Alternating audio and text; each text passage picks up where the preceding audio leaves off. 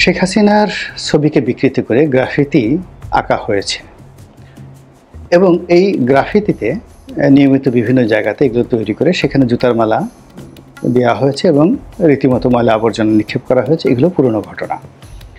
কিন্তু শেখ হাসিনার সেই যে গ্রাফিতি বা বিকৃত যে ছবি, সেই ছবি ময়লার বাক্সের উপর সেটে, অর্থাৎ ময়লার বাক্সগুলো বা ডাস্টবিন যেটা আমাদের রাস্তাঘাটে থাকে, সেই ডাস্টবিনে শেখ হাসিনা সেই গ্রাফিতি রেখে সেই শেখ হাসিনার নামে সেই শেখ হাসিনা ডাস্টবিন এটি স্থাপন করে এই বাংলাদেশে ময়লা আবর্জনা সেখানে ফেলা হচ্ছে এবং এই জিনিসটি সরকারিভাবে হোক বেসরকারিভাবে হোক কিংবা স্বাভাবিক যারা হাসিনা বিরোধী শক্তি আছে তাদের মদতে হোক, এই কাজটি করা হয়েছে এমন একটা জায়গাতে, যে জায়গাটি মূলত সবসময়ই প্রগতিশীলতার, উদারতার এবং রাজনীতি মুক্ত সাহিত্য এবং শিল্প চর্চার একটা কেন্দ্র হিসেবে সেই স্থানটি বিবেচিত। আপনারা জানেন যে আমাদের যে ২১-এর বইমেলাটি হয়, এখন এই বইমেলাটি হয় মূলত বাংলা একাডেমির প্রাঙ্গণ, তার সঙ্গে সঙ্গে এটার পরিধি বাড়ানোর জন্য তার উল্টো দিকে সরোয়ার্দী উদ্যানে হচ্ছে।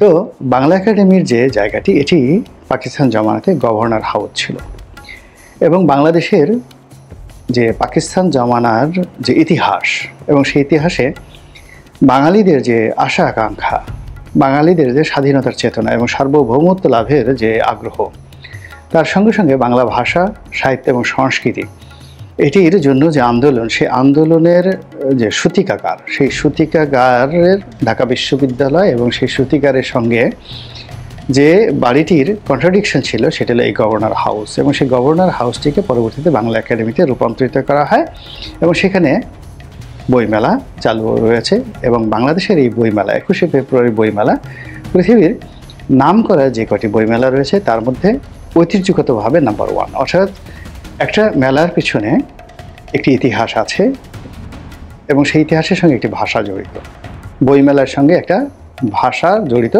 অর্থাৎ একটা ভাষার জন্য আন্দোলন হয়েছে এবং সেই ভাষার জন্য জীবন দেওয়া হয়েছে এবং রাষ্ট্র ব্যবস্থা বলতে গেলে তছনছ হয়ে গেছে। এইরকম মানে প্রেক্ষাপটকে কেন্দ্র করে একটা বইমেলা হবে, এরকম পৃথিবীতে আমি অন্য কোথাও দেখিনি। অন্য জায়গাতে বইমেলার পেছনে অন্য ইতিহাস আছে, কিন্তু বাংলাদেশের বইমেলার পেছনে স্বাধীনতার যে মূল তন্ত্র, প্রগতির যে মূল মন্ত্র, এই জিনিসগুলো অন্য বইমেলার সাথে সম্পৃক্ত নয়। তো কাজেই এই বইমেলাকে কেন্দ্র করে কিছু কিছু বিতর্ক যে হয়নি তা নয়, বিতর্ক হয়েছে। বাংলা একাডেমিকে নিয়ে বিতর্ক আছে, তারপরে সরোয়ার্দী উদ্যান বা রেসকোর্স ময়দান, এটাতে অনেকে এখানে ভ্রাম্যমাণ পতিতাদের সারা বছরে আড্ডা হয়, গাঁজা মদ ফেন্সিডিল খায়, কিন্তু ওগুলো নিয়ে মানুষ কিন্তু ওটা ইতিহাস হলো যে এখানে ৭ই মার্চের রেসকোর্সের ময়দানে ভাষণ হয়েছে।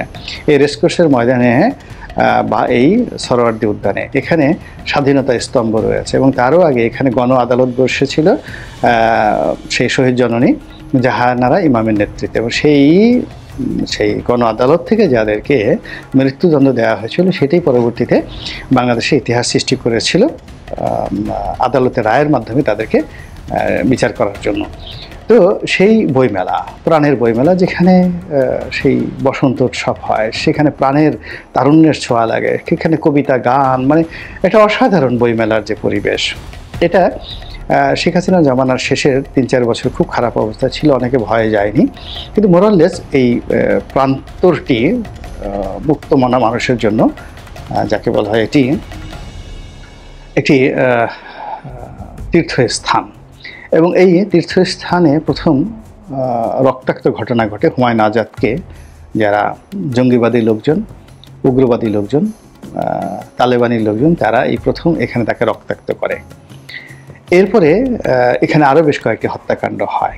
তো এইগুলো যদি বাদ দেওয়ার পরে পুরো অঙ্গনটি হলো যাকে বলা হয় উদারতা, ন্যায়পরায়ণতা, নীতিনিষ্ঠতা এবং আগামী বাংলাদেশ গড়ার একটা যাকে বলা হয় এখান থেকে একটা মানচিত্র। তো সেই জায়গাটিতে রাজনীতির প্রতিহিংসা বা রাজনীতির আবর্জনা, আপনি শেখ হাসিনাকে আবর্জনা বলতে পারেন, কিন্তু সেই আবর্জনা কেন আমি বইমেলাতে নিতে যাব? সেই আবর্জনা কেন টিএসসিতে নিতে হবে, ঢাকা বিশ্ববিদ্যালয়ে নিতে হবে? সেই আবর্জনাটা আপনি যেখানে আবর্জনা ফেলেন সেখানে রাখেন।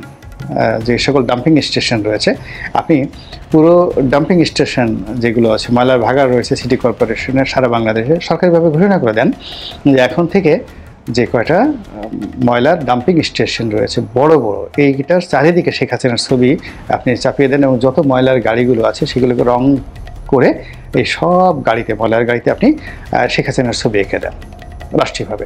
কিন্তু শেখ হাসিনার নামে একটি ডাস্টবিন তৈরি করে সেই ডাস্টবিন কেন বই মেলায় আসবে, এটা নিয়ে মানুষজন কিন্তু বিতর্ক করছে। এখানে শেখ হাসিনার পক্ষে নয়, বিতর্ক করছে যে আপনি তো দেখা যাচ্ছে যে শেখ হাসিনাকে যদি আপনি মানে আবর্জনা বানাতে চান, তাহলে আপনি তো দেখা যাচ্ছে যে মানুষের সবচেয়ে শ্রেষ্ঠ জায়গাতে আপনি আবর্জনা মানে মেখে দিলেন। আপনি ধরুন কোনো একটা মানুষ সে হাতে আবর্জনা নিয়ে নাড়াচাড়া করে, তো আপনি তাকে কি বলবেন? পাগল বলবেন বা নোংরা বলবেন, পাগল বলবেন, নোংরা বলবেন। কিন্তু নিজের যে গুহ্যদ্বার রয়েছে, মলদ্বার রয়েছে, সেখানে আঙ্গুল ঢুকিয়ে কেউ যদি আবার সেই আঙ্গুল নিজে লেহন করতে থাকে, চোষণ করতে থাকে, আপনি তাকে কি বলবেন? বদ্ধ উন্মাদও তো তাকে বলবেন না, উন্মাদের সে যদি কিছু একটা থাকে এবং তাকে আপনি কি করবেন? ভয়ে তার ধারে কাছে যাবে না। ও মাই গড, এ কী সর্বনাশার লোকজন। আমি অনেক আগে একটা গাঁজাখোরের সেই সাক্ষাৎকার দেখেছিলাম। তো সেই গাঁজাখোর কি করেছে, তাকে জিজ্ঞাসা করেছে সাংবাদিক যে তুমি এইভাবে অবাধে গাঁজা খাও, তো তোমার কি কোনো সমস্যা হয় না, পুলিশ ধরে না? কেন না, পুলিশ আর উল্টো আমাকে ভয় পায়, আমাকে বলে বাবা এখানে বসে গাঁজা খাও, কোনো সমস্যা নেই। তো বলে যে কেন এরকম হলো কেন? তো বলে যে আমাকে একবার পুলিশ ধরে নিয়ে গেছিলো থানায় এবং গারদে রেখেছিল, আমি সেখানে আচ্ছা মতো হেগে পুরা গারদ জড়িয়ে দিয়েছি, গারদে নিজের গায়ে মেখেছি, তারপর শেষে পুরো গারদের মানে ফ্লোর থেকে শুরু করে ওয়ালে এবং যে গারদের সামনের যে দরজা আসে সেই দরজায় সে আমার গু মেখে দিয়েছি। এরপরে গন্ধে পুরো থানা এমন অবস্থা হয়ে গেছে, তাড়াতাড়ি আমাকে আর গাড়িতে না উঠিয়ে আমাকে ছেড়ে দিয়েছে যে বাবা তুমি আর এখানে আসো না, এরপর থেকে আমি স্বাধীনভাবে গাঁজা খাই। তো এই যে আবর্জনা নিয়ে আপনি যদি খেলাধুলা করেন তাহলে এরকম একটা পরিস্থিতি তৈরি হতে পারে। এখন মূল ব্যাপার হলো ওই যে গাঁজাখোর যে কাজটি করেছে, বা আমি যে কাহিনী বললাম যে আপনি নিজের পশ্চাৎ দেশে আঙ্গুল ঢুকিয়ে একেবারে নিজের কড়কড়ে জিনিস বের করে বা গন্ধওয়ালা জিনিস বের করে নিজের মুখে দিয়ে লেহন করলে আপনাকে যে ধরনের খারাপ মানুষ মনে করবে, তার চেয়ে খারাপ মানুষ যদি আপনি কোনো পবিত্র জায়গাতে, ভালো জায়গাতে আপনি মন্দ জিনিস ঢোকানোর চেষ্টা করেন, কোনো দেবালয়ে, কোনো ইবাদতখানাতে, কোনো শিক্ষালয়, কোনো ভদ্রলোকের চিন্তার জগতে, কোনো জ্ঞানী গুণী ব্যক্তির চিন্তার জগতে, বা কোনো উন্মুক্ত জায়গাতে যেখানে উন্মুক্ত জ্ঞান চর্চা হয়, সেই জায়গাতে যদি আপনি এরকম নোংরামির কাজকর্ম করেন, তাহলে বাকি যে দুটো উদাহরণ দিলাম তার চাইতে কোনো অবস্থাতেই এটাকে ভালো কাজ হবে না। কাজেই আমি মনে করি যে আপনার ক্ষোভ, ক্ষতিগ্রস্ত আপনি হয়েছেন, আপনি ক্ষোভ দেখাতেই পারেন, আপনি ক্ষতিগ্রস্ত হয়েছেন, আপনি জিঘাংসা চরিতার্থ করতেই পারেন, কিংবা আপনি যেটা ইসলামে বলা হয় খুনের বদলে খুন, রক্তের বদলে রক্ত, আপনি যদি দেশে সেই তালেবানি শাসন চালু করেন, তাহলে আপনি যদি শেখ হাসিনা দ্বারা ক্ষতিগ্রস্ত হয়ে থাকেন, সে যদি আপনার হাত কেটে না, আপনি তার হাত কেটে নিতে পারেন ইসলামী শাসন ব্যবস্থায়। আপনি যদি মডার্ন জুরিসপ্রুডেন্সকে আপনি না মানতে চান, আপনি যদি বলেন যে না আমি সে আগের জমানাতে যাব, আপনি সেই কাজগুলো করতে পারেন। কিন্তু এগুলো কেন বইমেলাতেই করতে হবে? এগুলোর যে তো অনেক জায়গা আছে, দেয়ার আর ম্যানি প্লেসেস, সেই জায়গাতে আপনি করেন।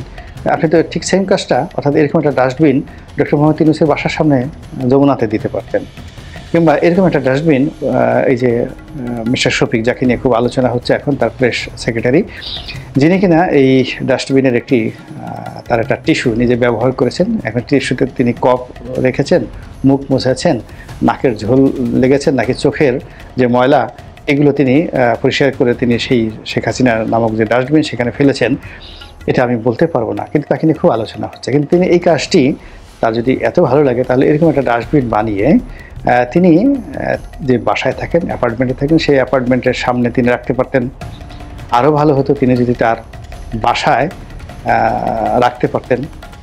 তারপর আমাদের তো বাসায় যারা আমরা কাজকর্ম করি, আমাদের সবার বাসায় ছোটো ছোটো ডাস্টবিন থাকে, একবারে বেডরুমের পাশেও কিন্তু একটা ডাস্টবিন থাকে, ছোটো ছোটো অনেক সুন্দর সুন্দর। তো এই জিনিসগুলো ডক্টর মিস্টার শফিক তিনি এরকম তার বেডরুমের জন্য, তার বাথরুমের জন্য এরকম তিনি শেখ হাসিনা একটা ডাস্টবিন রাখতে পারতেন এবং সেখানে ইচ্ছে করলে তিনি তার যে টয়লেট পেপার, টিস্যু পেপার, এমনকি স্যানিটারি যে ন্যাপকিনগুলো রয়েছে, তার পরিবারে যারা মহিলা সদস্য রয়েছেন তারাও এই জিনিসগুলো কিন্তু এখানে রাখতে পারতো।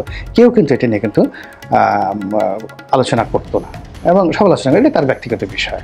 তিনি তার টাকা দিয়ে তিনি কিনবেন, তিনি তার নিজের ঘরের মধ্যে রাখবেন, তিনি তার অ্যাপার্টমেন্টের সামনে রাখবেন, তো এটা তার ব্যক্তিগত। আর সরকারি হিসেবে যদি হয় তাহলে সরকারি যে অফিস আদালতগুলো রয়েছে, সে যেগুলো সরকারের সরাসরি কর্তৃত্বাধীন, তারা বিচার বিভাগে পারবেন না, কিন্তু তাদের তো এক্সিকিউটিভ ডিপার্টমেন্ট রয়েছে। তারা প্রথমত প্রত্যেকটা উপদেষ্টার রুমের মধ্যে এরকম একটা ডাস্টবিন স্থাপন করতে পারেন, বাথরুমে স্থাপন করতে পারতেন, তারপর শেষে সচিবালয়ের সব জায়গাতে এগুলো ব্যবহার করতে পারতেন।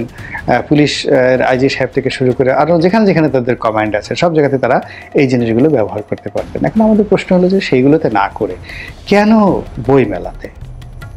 তারপরে সব জায়গাতে যদি করার পরে খুব পপুলারিটি হতো এবং জনগণ দাবি জানাতো যে না, আমরা বই মেলাতেও চাই, কিন্তু যে বইমেলাটাকে আমরা এরকমভাবে বিতর্কমুক্ত রাখার চেষ্টা করেছি এবং এই বইমেলাতে যারা এই বিভিন্ন সময়টিতে যত অপকর্ম করেছে সারা বাংলাদেশের মানুষ ঝাঁপিয়ে সেই জিনিসটির বিরুদ্ধে তারা কথা বলেছে, তো সেই জায়গাটাতে কেন আমার ডাস্টবিনটা রাখতে হবে এবং উদ্বোধন করতে হবে এই জায়গা দিয়ে? যদি উদ্বোধনটা এরকম হতো যে সেই যে বাংলাদেশের সবচেয়ে বড় ময়লা আবর্জনা রাখার যে ভাগা যেটি রয়েছে সেন্ট্রাল, এখন এটা কোথায় আছে, সায়দাবাদের দিকে একটা আছে, কলাবাগানে একটা আছে, পুরনো ঢাকাতে আছে বড় বড়, তারপরে আপনার ইংলিশ রোডে একটা আছে, যেখানে সমস্ত ময়লার গাড়িগুলো এসে ওখানে 3-4 তলা বিল্ডিং ওর মধ্যে রাখে এবং ওখান থেকে আবার বড় গাড়িতে করে নিয়ে যাওয়া হয়। তো এই পুরো জিনিসগুলো কি আপনি করে ফেলেন না? সরকারি টাকা, রাষ্ট্রের টাকা, অসুবিধা নেই তো। আপনি এই কাজে হয়তো আপনার 200 কোটি টাকা খরচ যাবে, কিন্তু আপনার তো রাগ মিটল, আপনি তো দেখাতে পারলেন যে শেখ হাসিনাকে আপনি পচিয়ে দিয়েছেন। ডাস্টবিনের গাড়িগুলো সব আপনি দরকার হলে আপনি আরও 100টা নতুন গাড়ি কিনেন, একেবারে ঝকঝকে রোলস রয়েলস মডেলের গাড়ি কিনে সেই গাড়িতে আপনি ময়লা আবর্জনা টানেন। আপনাকে কে নিষেধ করেছে? আপনি সেই কাজগুলো করেন, কিন্তু বই মেলাতে কেন? বই মেলাতে এটা না হলে বোধহয় ভালো হতো। কাজে এই যে বিতর্ক হচ্ছে, আমি মনে করি এই বিতর্ক যৌক্তিক এবং যারা যে কাজটি এখানে করেছেন তারা খুবই মন্দ কাজ করেছেন এবং এই মন্দ কাজের জন্য তারা যদি অনুশোচনা অনুভব করেন এবং খুব দ্রুত তারা তাদের সিদ্ধান্ত পরিবর্তন করেন, সরি বলেন জাতির কাছে, এতে তারা ছোট হবেন না বরং বড় হবেন। আল্লাহ আমাদের সবাইকে হেদায়েত দান করুন এবং হেফাজত করুন। আসসালামু আলাইকুম ওয়া রাহমাতুল্লাহি ওয়া বারাকাতুহু।